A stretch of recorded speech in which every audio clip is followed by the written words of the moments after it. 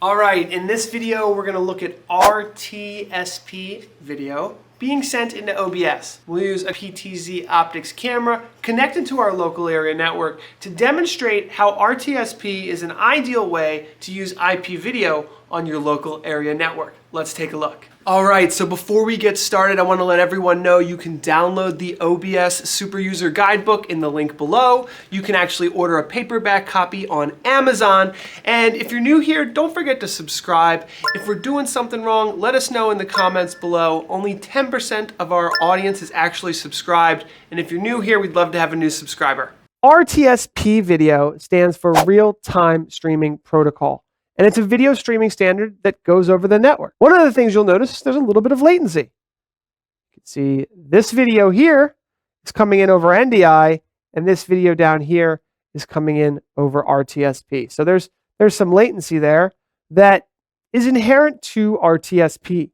Depending on the video source that's sending RTSP, you may be able to tweak the video a little bit to reduce the latency, and we're going to take a look at that today. Now, the first thing we're going to do is we're going to use a PTZ optics camera to do this. We're going to look at the video source that is available at 193.168.1.61. And this is a camera, okay? This is actually this camera right here. And we're going to take a look at some of the RTSP video settings, because no matter what camera you're using, if it has RTSP, it's going to be similar. And RTSP uses an encoding protocol that could either be H.265, H.264, or MJPEG. The difference is minimal. H.265 is a newer, better compression than H.264, but it doesn't have as much support as H.264 does. MJPEG is fairly uncompressed. It's a much higher bit rate, higher bandwidth requirement streaming protocol. So if you're just playing around with it, start with H.264, choose a resolution, and then you can choose a bit rate and a frame rate.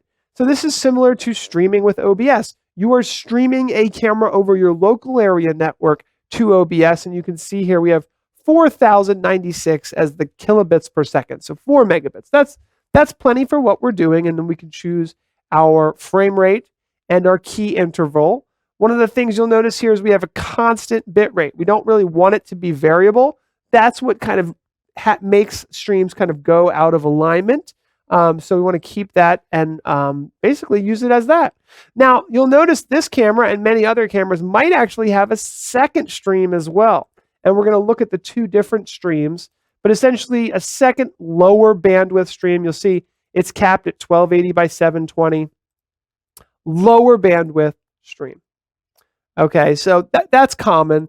And so what we're going to do in order to connect to this is we are going to use the media source option, and we'll write an RTSP camera. This should work. Now, if you have a different camera besides PTZ optics, it might be slightly different, but we're going to do RTSP : the IP address of the camera, 192.168.1.61, and then /1 being the primary stream, or we could do /2 for the low bandwidth stream. We'll use hardware decoding when available, and we'll go ahead and click OK.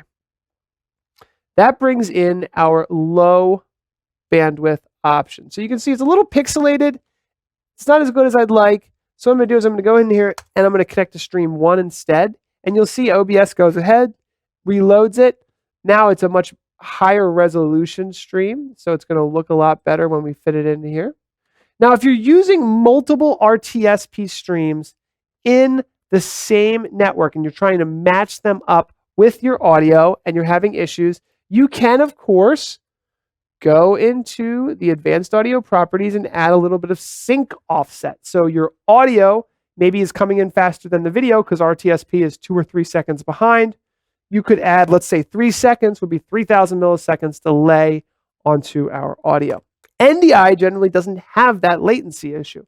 That's why NDI is generally preferred over RTSP video. But we're going to go into one more advanced option in the networking section of this camera. And this is something that most people should know about.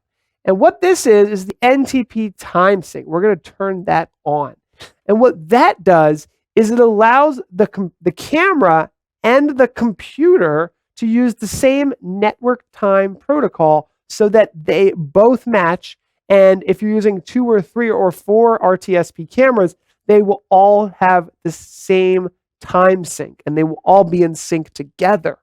And so this is something that I'm going to link to a more advanced video in the description below because it's a very complicated thing. It's not super complicated, but the explanation is super complicated. Essentially, as long as all of your cameras and your computer are using the same time server, you should be able to synchronize all of your RTSP streams together.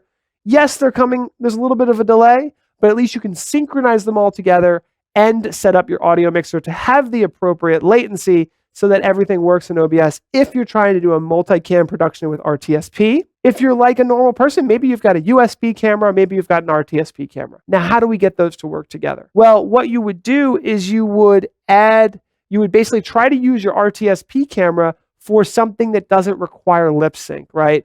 Maybe you are filming an iguana, or maybe you're filming an outdoor scene or something that's not speaking, then the audio sync isn't such a big deal. Yes, there's 2 or 3 seconds of latency, but now you can use all kinds of different cameras to send video into OBS. So in summary, yes, NDI is higher quality and lower latency than RTSP, but RTSP has been around for a long time. It's into a lot of products that you can use all of these with OBS. So I'd suggest using RTSP for video streams that you don't need to match specifically with audio, right? A wide shot, a view of nature, things where the audio and video perhaps don't need to match if you're getting them from different sources. Now you can bring audio directly into the video source that's bringing RTSP, and as long as your computer's decoding everything properly, you should have matched audio and video. Video Ninja, NDI, RTSP.